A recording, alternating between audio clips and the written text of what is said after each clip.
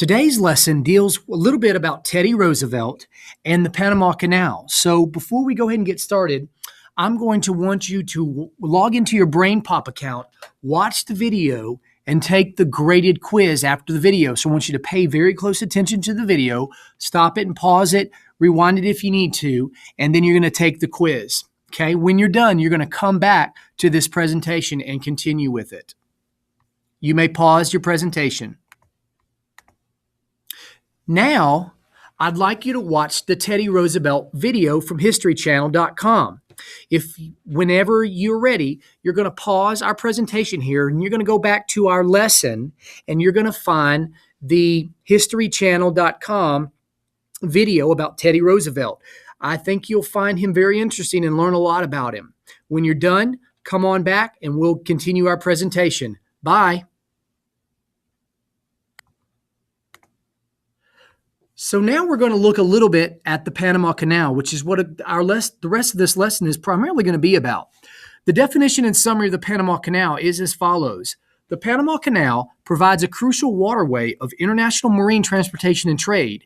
It is regarded as one of the greatest engineering achievements of the 20th century and one of the 7 wonders of the modern world. After it was built, ships no longer had to sail through the Strait of Magellan or around hazardous Cape Horn. This impressive artificial waterway is 50 miles long and 70 meters wide. President Woodrow Wilson, whom you see in a drawing on the left, officially opened the Panama Canal in 1920. So let's read a little bit about the Panama Canal, and then we will go ahead and check some other things out. The Panama Canal. After gaining new territory in the Spanish-American War, America saw the need for a passageway through Central America. President Theodore Roosevelt believed that a canal linking the Atlantic and Pacific Oceans could help America's military and economic interests. In 1882, a French company had started to build a canal in Central America. The project stopped because many men died from diseases including yellow fever and malaria. In 1904, the United States purchased a 10-mile wide strip of land from Panama for the canal. This area became known as the Canal Zone. The U.S. knew that the canal could not be built without overcoming the disease problem. When construction started, thousands of workers became ill every year. Doctors had learned that mosquitoes carried yellow fever and malaria, so they set up ways to combat the problem. Workers were told to drain swamps, cover water supplies and tents with nets, and put in new sewers. The number of sick workers dropped dramatically by the time the Panama Canal opened in 1914. Once the canal was built, the United States had clear access to world trade. The U.S. Navy also had clear sailing to defend U.S. interests all over the world.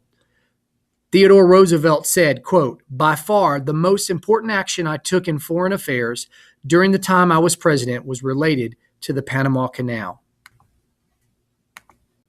Now, you're going to watch a really cool YouTube video of footage of the canal today. Here's a picture of it, but I'm going to want you to pause our presentation, get out of our presentation. All you have to do is press the escape button after you've paused it and find the YouTube video on our lesson webpage. Okay? See you back in a few minutes. I hope you enjoy this. It's really neat. So let's talk about the Panama Canal impact. It was the first waterway passage that linked the Atlantic and Pacific Oceans through Panama. Boats did not have to go all the way around South America. Even though there were many setbacks like death to diseases from mosquitoes, this showed the magnitude of invention and global teamwork.